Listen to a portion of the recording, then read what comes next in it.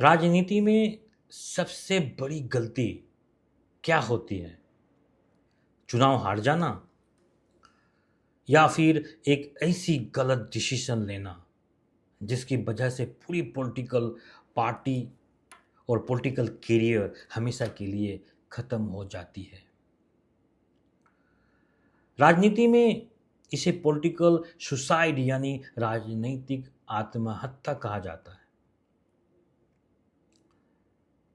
कई बार सालों तक सत्ता में रहने वाली मजबूत पॉलिटिकल पार्टीज इसी गंभीर गलतियां कर बैठती है कि उसके बाद उनके लिए वापसी का रास्ता लगभग बंद हो जाता है।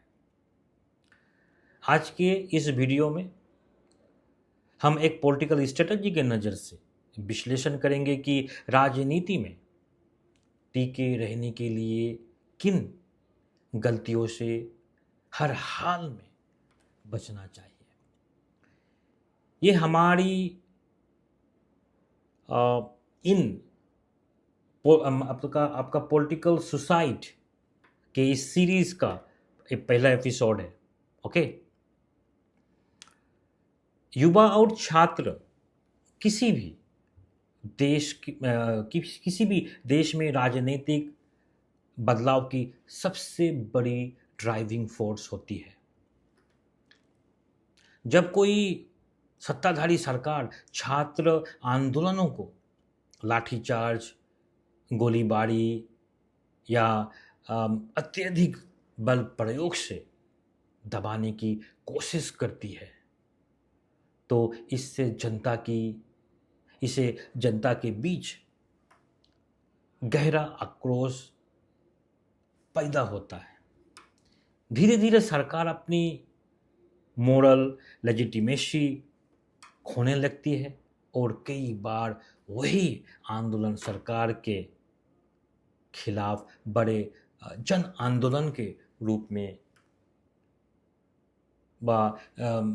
जन आंदोलन का रूप ले लेता है। ठीक है, तो एक पॉलिटिकल स्ट्रेटजिस्ट के रूप में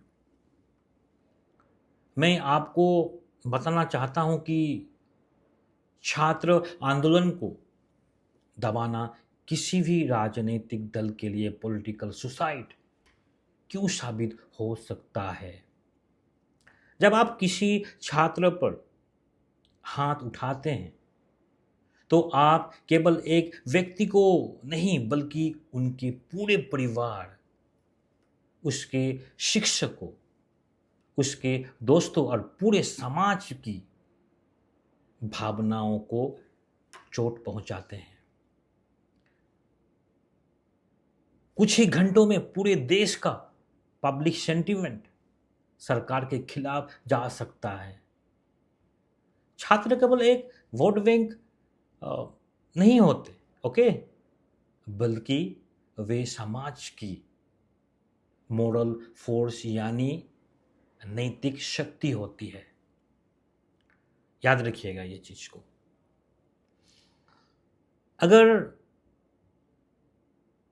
अगर हम दक्षिण एशिया के इतिहास को देखें तो इसके कई बड़े उदाहरण मिलता है। जैसे कि हाल ही में बांग्लादेश में, हाल के वर्ष का सबसे बड़ा उदाहरण बांग्लादेश का जो 2024 का छात्र जन आंदोलन है। सरकारी नौकरी में कोटा रिफॉर्म की मांग को लगातार लोकल छात्रों ने शांतिपूर्ण आंदोलन शुरू किया।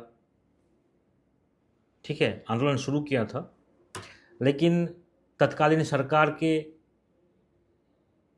बातचीत करने की बजाय पुलिस और पार्टी का डर के माध्यम से आंदोलन को हिंसक तरीके से दबाने की कोशिश की।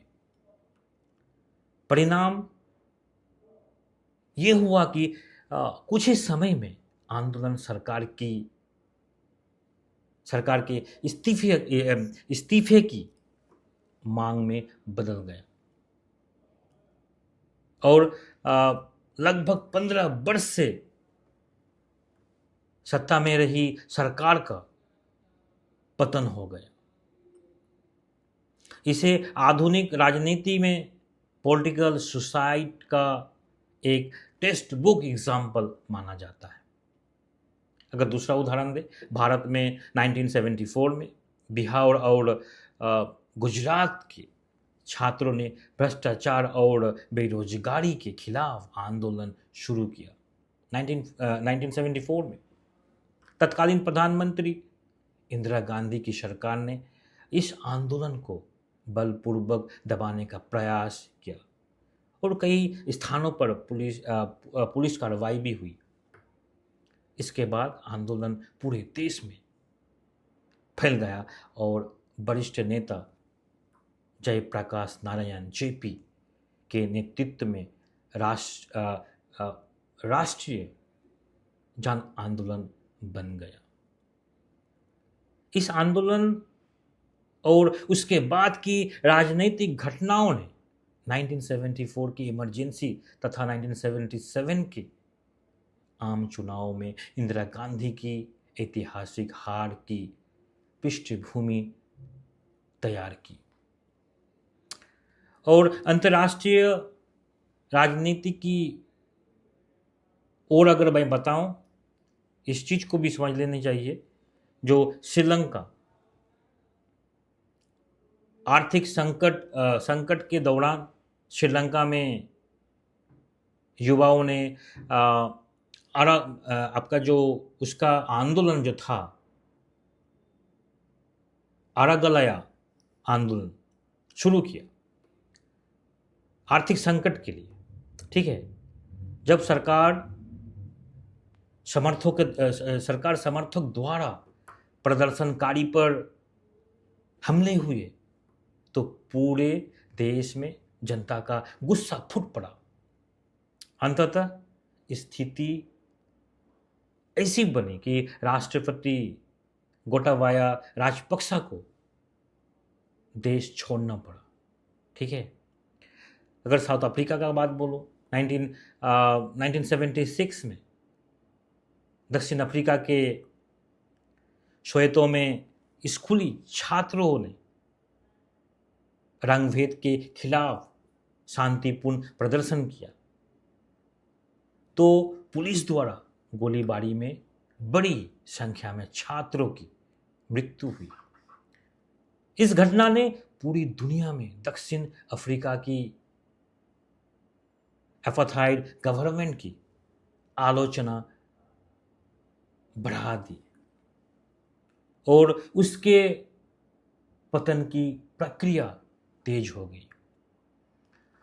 इसीलिए जो लोग राजनीति में है या भविष्य में राजनीति में आना चाहता है, उनके लिए एक पॉलिटिकल स्ट्रेटेजिस्ट के रूप में मेरी 3 स्पष्ट सलाह है। पहला, कभी युवाओं को अपना दुश्मन मत बनाइए। सरकार के पास पुलिस और प्रशासनिक शक्ति हो सकती है, लेकिन युवाओं के पास अनलिमिटेड एनर्जी और पॉलिटिकल मीडिया पावर होती है। दूसरा, हिंसा नहीं, संवाद का रास्ता अपनाइए। जब छात्र आंदोलन करे तो उन्हें दबाने की बजाय उनकी बात सुनिए, बातचीत कीजिए और उचित मांगों पर सकारात्मक निर्णय लीजिए। तीसरा, अपनी मोरल लेजिटिमेसी कभी मत खोइए। राज्य की ताकत का इस्तेमाल करके निहत्थे युवाओं पर कार्रवाई करने से आप कुछ समय के लिए सत्ता में अब रह सकते हैं, लेकिन जनता का विश्वास हमेशा के लिए आप खो सकते हैं। ओके, पॉलिटिकल सुसाइड सीरीज के अगले एपिसोड में हम कुछ अलग विषय के ऊपर चर्चा करेंगे। आज का ये विश्लेषण आपको कैसा लगा? आपके अनुसार छात्र आंदोलनों को लेकर राजनीतिक नेतृत्व की सबसे बड़ी गलती क्या होती है? नीचे कमेंट करके अपनी राय जरूर बताइए। अगर आप राजनीति की पॉलिसी, स्ट्रेटजी और इलेक्शन मैनेजमेंट को गहराई से समझना चाहते हैं तो हमारे चैनल को सब्सक्राइब करें और जुड़े रहें। धन्यवाद। जय हिंद।